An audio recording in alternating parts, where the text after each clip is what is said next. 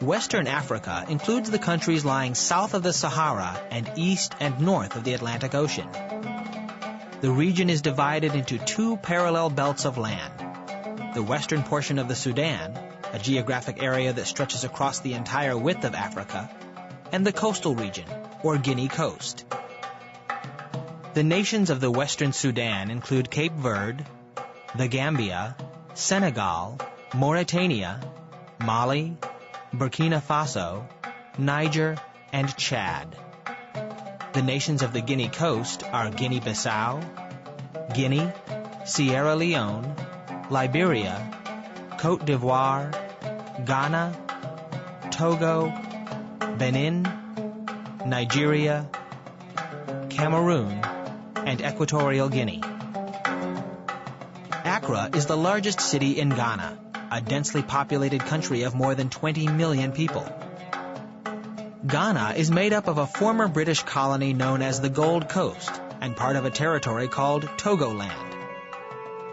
In 1957, it became the first country in colonial Africa to gain its independence.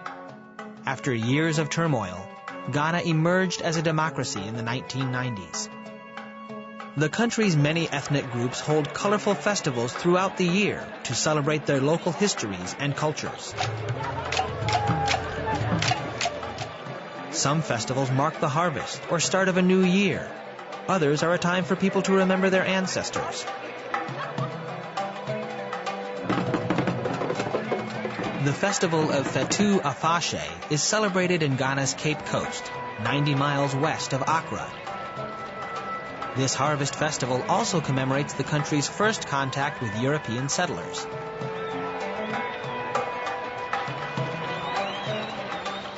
The annual parade includes drumming, dancing, and musket firing. Traditional tribal kings, clothed in vibrant robes, are carried shoulder high on platforms through the streets of Cape Coast.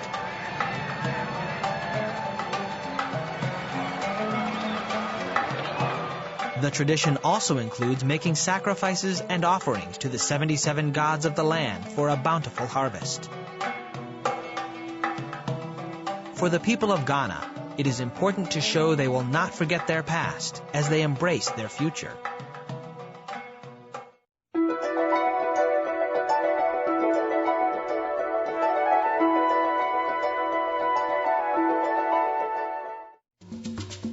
Burkina Faso is a landlocked country in Western Africa.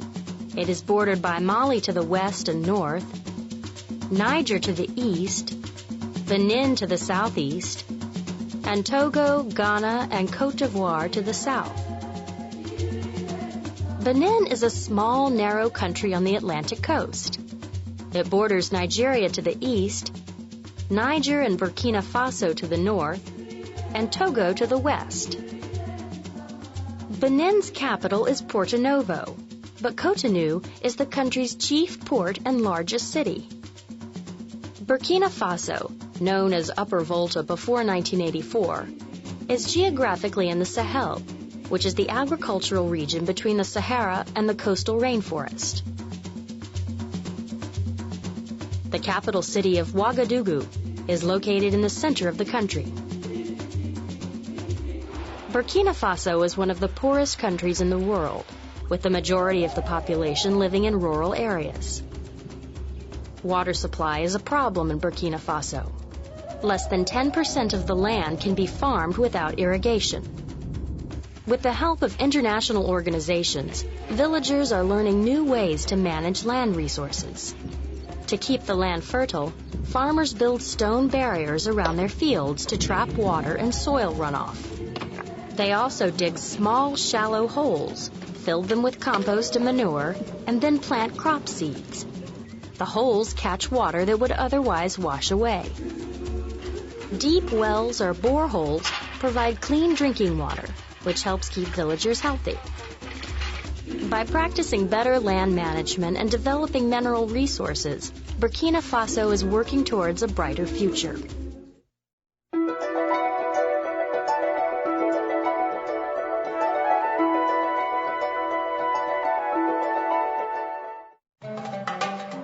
Cameroon is sometimes called the hinge of Africa because of its position between the western and central regions of the continent.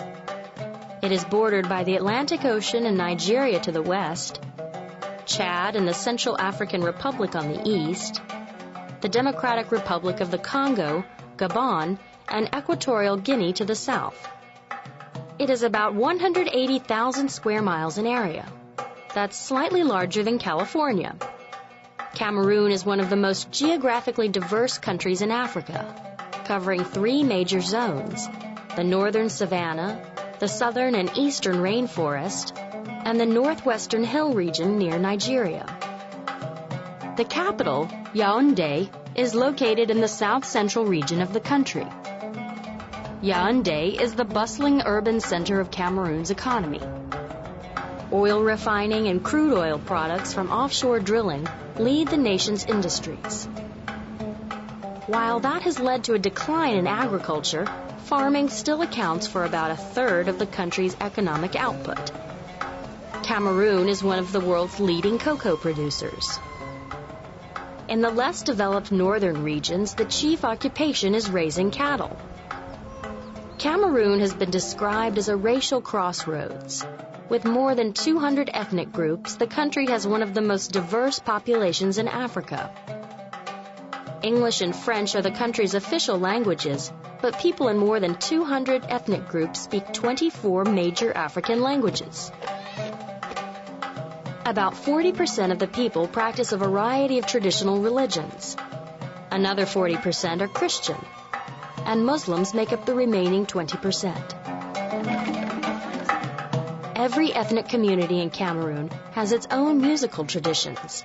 The songs and dances not only form a vital part of local customs, but contribute to making Cameroonian music popular throughout Africa. Cameroon is a country with such a rich variety of ethnic groups and natural environments that it has earned another nickname: Africa in miniature.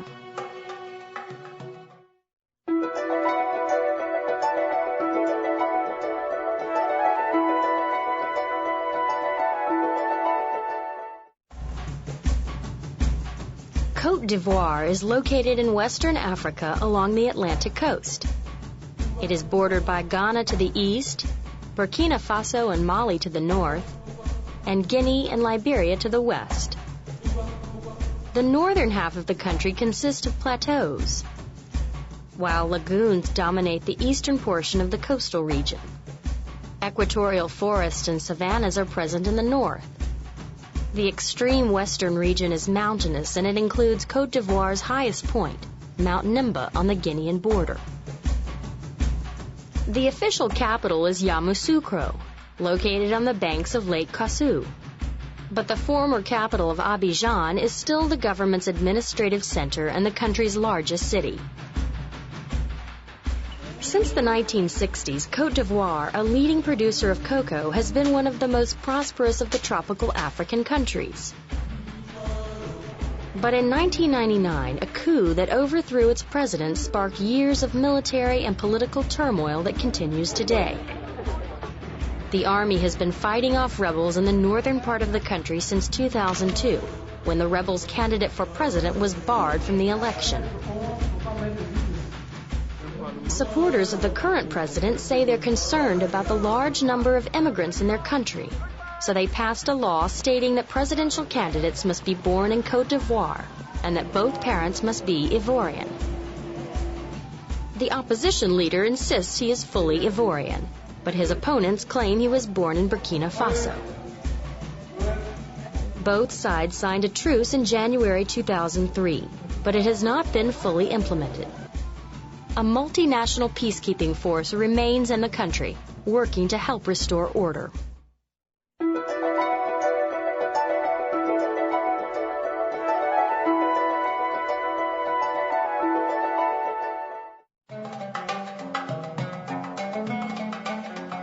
The Gambia and Senegal are located in West Africa along the Atlantic coast.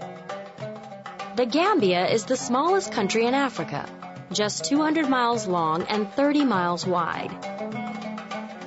It is bisected by the Gambia River, and except for its coastline, lies completely within Senegal. The capital city of Banjul is on a small island at the mouth of the river. Senegal is bounded by Mauritania to the north, Mali to the east, Guinea and Guinea-Bissau to the south, and the Atlantic Ocean to the west.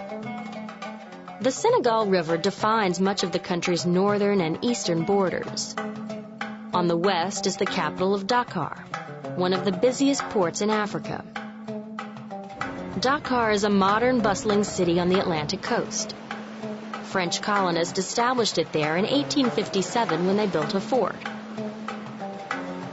Today, Dakar is the country's largest city and the center of its economic life. The people of Senegal belong to many ethnic groups, including the Wolof, Fulani, Serer, Tukulor, Soninke, Malinke, and Diola. French is the country's official language, and more than 90% of the people are Muslim. Senegal is primarily an agricultural country. Many of the people who live in Senegal's rural villages are subsistence farmers. The northernmost part of Senegal is arid, lying along the Sahara Desert, which is slowly spreading southward. Desertification, when fertile land becomes desert, and deforestation, the clearing of trees, have badly affected Senegal. Villagers now plant trees and practice better land management to prevent further environmental problems. Family, neighbors, and companionship are very important in Senegal. Dancing is woven into all social celebrations, illustrating a vibrant and lively cultural heritage.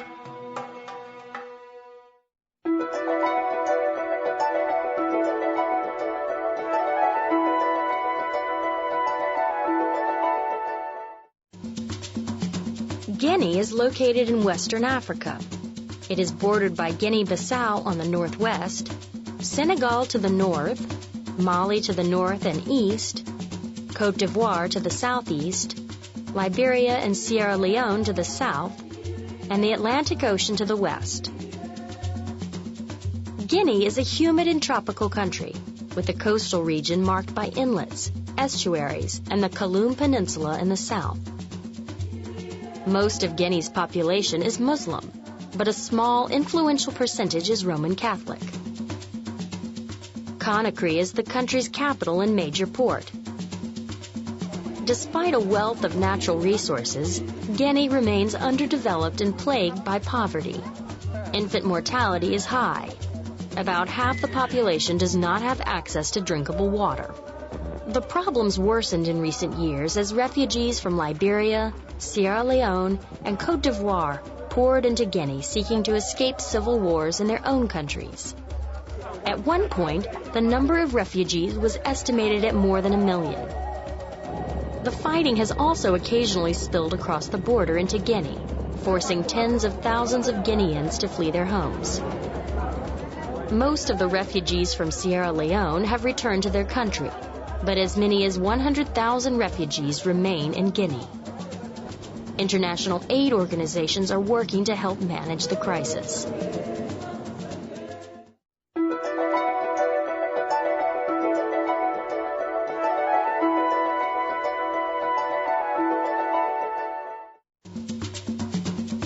Sierra Leone is located in West Africa. It is bordered on the north and east by Guinea, on the south by Liberia, and on the west by the Atlantic Ocean. The country can be divided into 4 geographic regions: the coastal swamp region, the interior plains, the plateau region, and the Loma Mountains. The capital is Freetown, and it is one of the world's largest natural harbors. In 1787, an English abolitionist selected the area as a haven for freed African slaves. The town was formally founded in 1792, when 1,100 freed slaves settled here. Today, the descendants of those slaves are known as Creoles, or Creos. They live alongside Sierra Leone's 2 main indigenous groups, the Mendi, who live in the central and southern parts of the country, and the Temni, who live in the north. The economy of Sierra Leone is largely dependent on subsistence agriculture. Palm oil, palm kernels, cocoa, and coffee are the main cash crops. Diamonds and iron ore are central to the country's mining industry. Sierra Leone experienced a 10-year civil war that ended with a peace agreement signed on July 7, 1999. The country is rebuilding its economy and infrastructure and hopes to return to its position as a stable, thriving West African nation.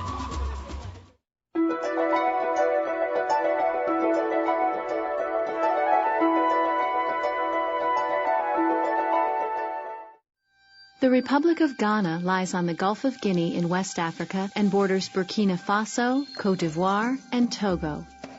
Although it's slightly smaller than the state of Oregon, Ghana has many natural resources. A tropical forest belt covers the southern third of Ghana. These forests produce much of the country's cocoa, minerals, and timber. But many of the people of Ghana are sacrificing their valuable forests. Poverty and population pressures are forcing people to cut down more and more of the tropical rainforest. Cutting down large sections of forest is called deforestation. Since 1981, Ghana's forests have been reduced to just 1/4 of their original size. The main reason the trees are being cut down is to sell them to the timber industry. In Ghana's cash-starved economy, selling trees is a quick way to earn money. Today, timber is Ghana's third largest export. But Ghana's timber industry is very inefficient. While most developed countries use up to 95% of each tree that's cut down, Ghana uses less than 1/4. After taking the trunk, the rest of the tree is often left to rot. And unlike other countries that face deforestation problems, it isn't large companies that are removing the trees, it's mainly individual farmers. Ghana's people are moving deeper into forested areas too, to escape droughts and growing deserts, or to find better farmland. When they get to a new part of the forest, they often cut down and burn the trees to create new farms to grow their crops. This is called slash and burn, and although this technique quickly clears the land, it also removes nutrients from the soil and has pushed many native species of plants close to extinction. With the slash and burn technology, farmers are moving every 2 to 3 years. If his farming life is 30 years, he will have moved 10 times at least. So it means 50 acres of rainforest gone. Whereas if he was doing better agriculture, better soil management, he would have been using the same 5 acres over that 30-year period. But some local groups are trying to reduce deforestation. Here, 600 acres of deforested land are being replanted with native herbs for medicines. Since most Ghanaians prefer herbal medicines, this project could revitalize the area, protecting the native plants from extinction and restoring the balance between environment and the people who depend on it to make a living. But these smaller programs can't do it alone, and the trees continue to disappear.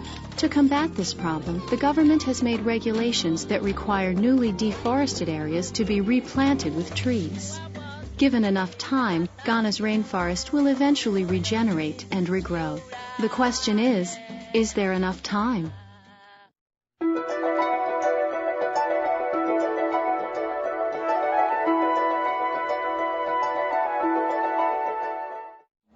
The Republic of Mali is a former French colony located in West Africa, bordering on Algeria, Niger, Burkina Faso, Côte d'Ivoire, Guinea, Senegal, and Mauritania. Mali is nearly twice the size of Texas and is the largest country in West Africa. Mali is also one of the poorest countries in the world. 65% of Mali's land is desert or semi-desert. This land is too dry to grow crops, although some is used for grazing animals. But crops can grow in the south of the country, near the Niger and Senegal rivers. The Niger River floods every year and leaves behind a rich soil good for growing crops. Farmers here grow rice, wheat, corn, and a pale shiny grain called millet. This fertile region is why some people call Mali the grain basket of West Africa. More than 80% of Mali's workers are subsistence farmers. This means they only grow crops to feed themselves. But when there's good rainfall, many farmers also grow cotton, peanuts, and other crops they can sell. Mali gained independence from France in 1960. The people installed a socialist system where the government controlled the production and distribution of the country's goods. But socialism slowed down Mali's economy and often led to corruption. In 1992, Mali held its first democratic presidential election. The new government made political and economic reforms to help the economy grow again. One of these changes was to let farmers sell their crops at higher prices. Since they can now earn more, the farmers have an incentive to grow more and improve the efficiency of their farms. Many farmers are using the extra money they now earn to help their villages. They have built new schools and hired new teachers, built infirmaries to help the sick, and formed community banks to lend money to other villagers. The farmers are using today's profits to help improve their villages for years to come. But Mali still faces other challenges. There have been repeated droughts in West Africa that have made crops fail and caused mass migrations of people. When this happens, Malians are forced to focus on what they will eat today, rather than what they can plant to sell tomorrow. But by investing in things like schools, banks, and other village improvements when times are good, the people of Mali are ensuring a better tomorrow for themselves.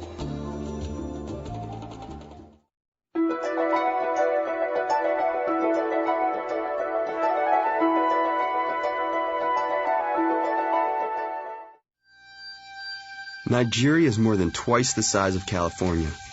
The country is located on Africa's west coast, and it is bordered by the Atlantic Ocean, Benin, Niger, Chad, and Cameroon. Nigeria has one of the largest economies in Africa because it is a major producer of the world's oil. Drilling in Nigeria's large oil reserves has brought billions of dollars into the country. But oil drilling has taken a great toll on farmers living in the Niger Delta. Like about 70% of the people in Nigeria, the people in this village are farmers. Instead of machines, they use basic tools and human labor to produce palm oil, peanut oil, rubber, and cotton, as well as food for their families. Farmers and fishers in the Niger Delta have survived in this part of the world for centuries using simple tools and hard work. But oil drilling has changed the Delta and the lives of the people in the villages. Oil companies have moved large amounts of soil throughout the Delta. Removing the soil has destroyed the habitats of many animals that live in the Niger Delta. Drilling has also moved fertile soil from farms here. What we are working on now is crude oil, not soil. This land is lost forever. For the next 1,000 years, nothing is going to grow here. Frequent oil spills have polluted the land where the farmers grow food. Over time, many farmers and their families have become sick from exposure to escaping gases and other toxic chemicals found in oil. Some people have died from eating contaminated food. We were known to be good farmers. We produce a lot of food. In fact, we are supposed to be the food basket of the state. But now we're importing food, not producing enough again for ourselves. Pollutants are contaminating the Niger Delta and threatening the health of villagers who live there. But many men and women are taking steps to fight erosion and pollution in their communities. People throughout Nigeria are demanding safer drilling practices and high environmental standards from the Nigerian government.